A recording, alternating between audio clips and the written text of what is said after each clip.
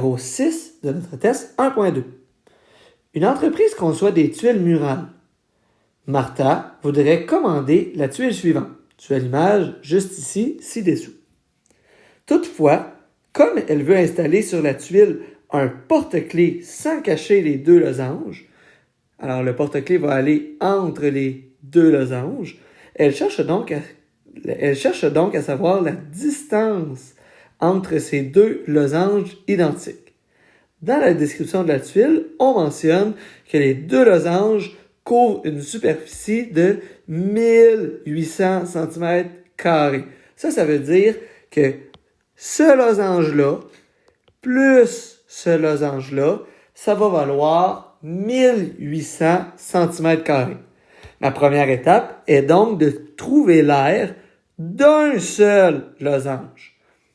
J'en ai deux, alors 1800 cm² divisé par 2, ça me donne 900.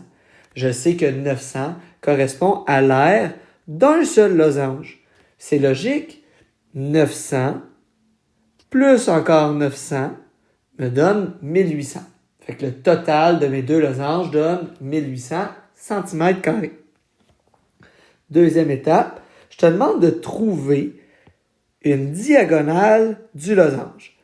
Présentement, j'ai déjà une diagonale qui m'est donnée, soit la diagonale de ce côté-ci, la petite diagonale, et elle va mesurer 40 cm. J'ai juste repris la mesure qui était déjà inscrite. Pour trouver la diagonale, voici la méthode à utiliser. Tu le sais que l'aire d'un losange est égal à D fois D divisé par 2.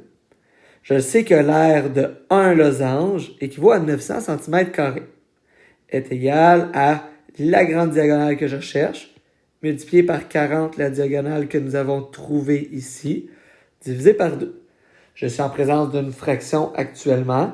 Je veux donc éliminer la fraction, le diviser par 2. Alors, opération inverse d'une division, c'est une multiplication. Multiplication par 2. Je multiplie par 2, il va juste me rester ici D, la grande diagonale, fois 40. 900 multiplié par 2 me donne 1800. Et en ce moment, moi, je veux juste obtenir la valeur de la grande diagonale. En ce moment, j'ai D fois 40.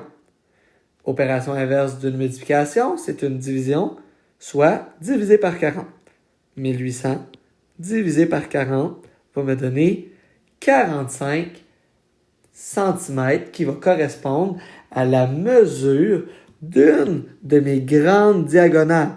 Fait à la mesure ici, entre le coin et l'autre coin ici, je sais que ça va mesurer précisément 45 cm. 45 cm. Il ne me reste plus que ma dernière étape, soit de trouver la distance que nous cherchons entre les deux losanges, la distance qui est juste ici avec mon pointeur que je te lance. Trouver la distance entre les deux losanges, je sais que ça mesure 120 tout le côté, moins la mesure d'une grande diagonale d'un losange qui est 45, moins la mesure d'une autre grande diagonale du deuxième losange qui, elle aussi, est 45, ça va me donner 30 cm. 30 cm va correspondre à la mesure entre mes deux losanges qui sont identiques.